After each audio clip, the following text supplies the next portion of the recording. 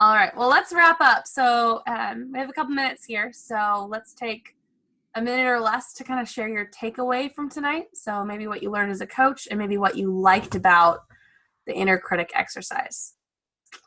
So, who would like to go first? I'll go. I'm on, all right? Yeah, you are. Okay. I was shocked that I was able to find a positive from it. I never thought that. And essentially it was like a call to action is what I saw in it for the first time. So that was really helpful. Actually, I found the whole exercise really helpful, actually. Mm-hmm. Did you have fun? I did. Yeah, I was like blown away, to be honest. Like, oh, like the visuals that came were really cool. And I'm always surprised at the visuals that these exercises bring out. And Stuart was awesome to work with too. His visuals were cool.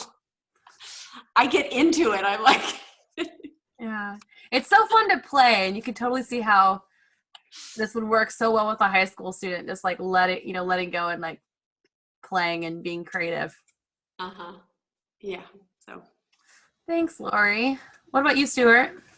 Yeah, Lori did a really great job of drawing visuals out for me and thinking about like an inner critic and then a different character that the inner critic was talking to. And I was observing the inner critic talk to this part of me that wasn't real. And so I think that'll stick with me. I think, yeah, that'll stick in my memory and help me when I get when I have issues with that. So it was really valuable, and it was neat to see just asking Lori simple questions. She was able to just to see her. I didn't feel like I did that much. It was like, oh, I just asked short questions, and she had this realization. So that was kind of cool, sort of confidence building as a coach to see like, just get out of their way, and they'll let them talk and think, and don't let there be pauses. Yeah.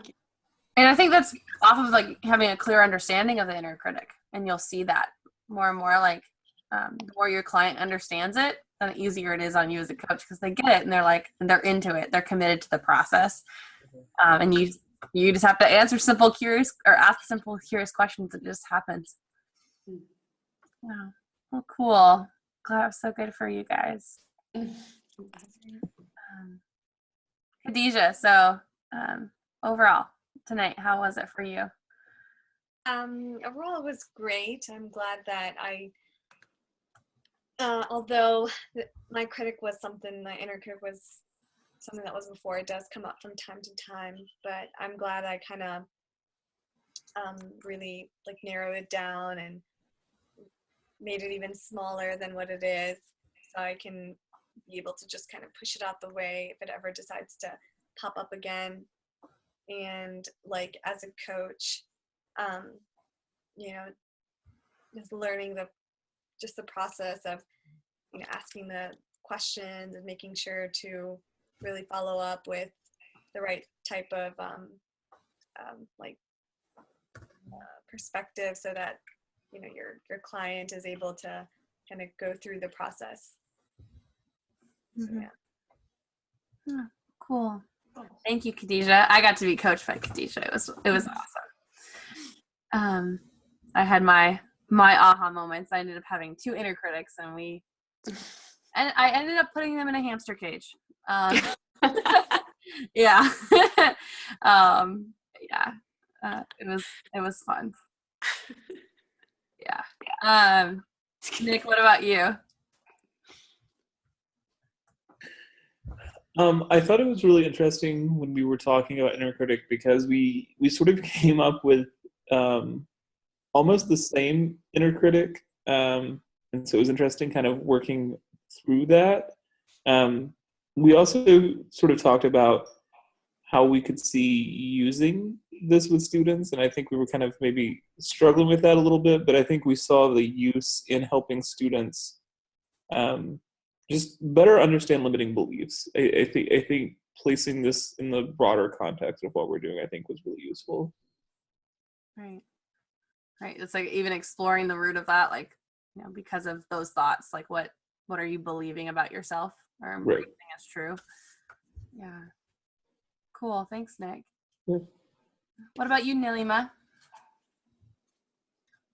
Yeah, it's pretty much like Nick said, like we kind of both had similar kind of critics, inner critics, sort of, believing in yourself and having that trust for yourself and stuff like that. And I named my inner critic as dog because sometimes dog bark for no reason and sometimes dog bark for pretty good reasons. So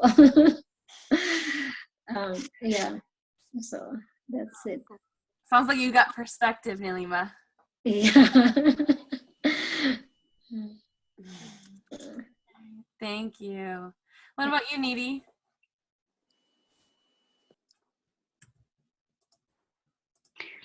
Yeah, I think this was a good exercise to help surface our inner critic and get a clear understanding of it, and also it kind of give you more awareness of how you can take steps to not let the inner critic take the better of you, and so on the same lines as the limiting beliefs. So just by, and then I think personifying the inner critic, it further clarified and gave you more control over these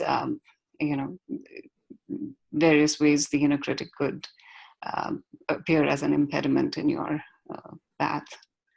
So yeah, and for me, I hadn't thought how I would personify, but in conversation with Peace, it kind of surfaced on it very spontaneously, and I could just imagine a squirrel in the middle of the road reacting to the oncoming traffic. So it's very puzzled and doesn't know whether to take a step forward or to stay put or to take a step back. So it's that kind of the most indecisive state, and that can be pretty frustrating and hold you back. But I think it's the awareness that will help you not allow the inner critic to get the better of you. Yeah. Very cool. Thank you for sharing, Needy. All right. You're welcome. So I'm gonna stop the recording